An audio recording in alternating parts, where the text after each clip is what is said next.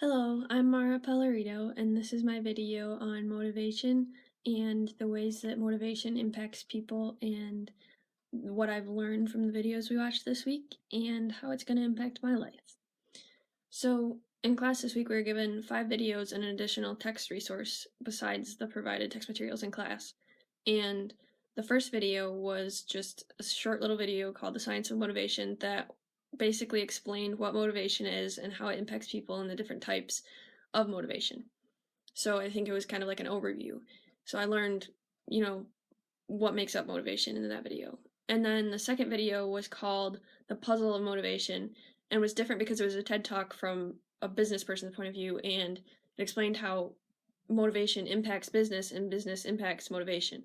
And so it touched upon intrinsic and extrinsic motivation and how external rewards impact intrinsic motivation, and how in the business world, when businesses are left to function solely off of intrinsic motivation rather than providing rewards and stuff, it will function much better than the opposite. The third video was a TED Talk by Mel Robbins called How to Stop Screwing Yourself Over, and she talked about the steps that it takes to get what you want, and she said that the process is really very simple. It's just you have to force yourself to take the first few steps. And I think it's interesting to think about that idea because myself as a runner, you always feel better after you do a run, but the hardest part is starting. The hardest part is going outside and making yourself go on a run. And so I think that was easy to relate to.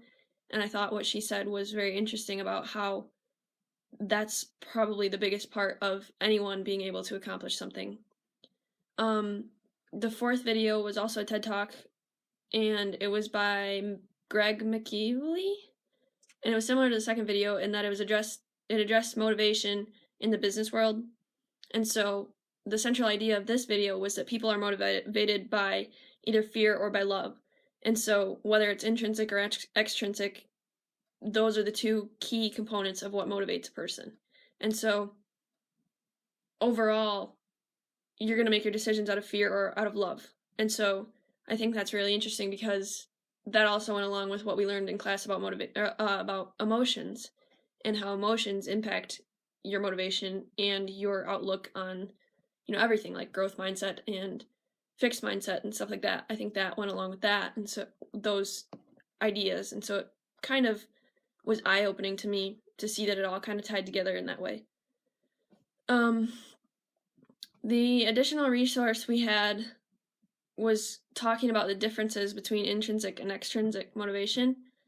And it was super interesting to me because this easily applies to everyone around me. As a high school student, I have seen people who are both very intrinsically motivated or externally motivated. And so the idea is that people who are internally motivated are just very self-driven and not only do things, but do things more for the satisfaction that they get personally rather than an external reward or a trophy or something such as punishment, which is what people who are externally motivated can sometimes be motivated by, rewards or punishment or something like that. And so this was the aspect of motivation that was most interesting for me for a couple of reasons. I think it's very interesting because the fact that everyone is different in this aspect, and it can be any mix of external and internal motivation that makes a person do what they do when it comes to being motivated. And so,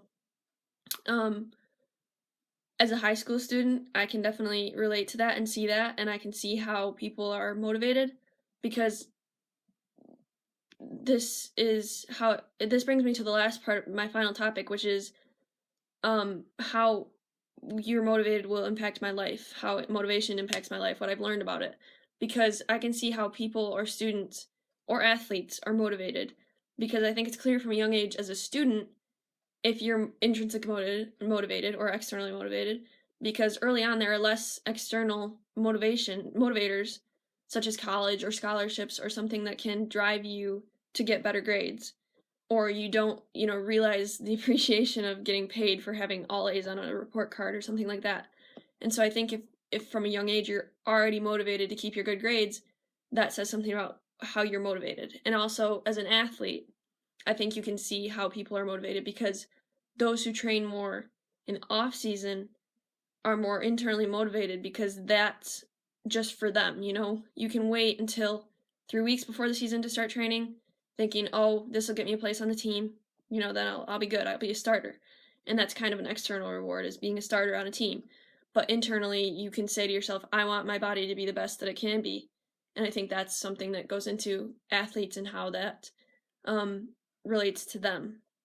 So I think that it's very easy that it will affect my life, and it's very easy to see how it will impact what I've learned up until this point about people and how I look at people and stuff like that. And so overall, I really liked the motivation unit, and so that's what I thought was most interesting about it.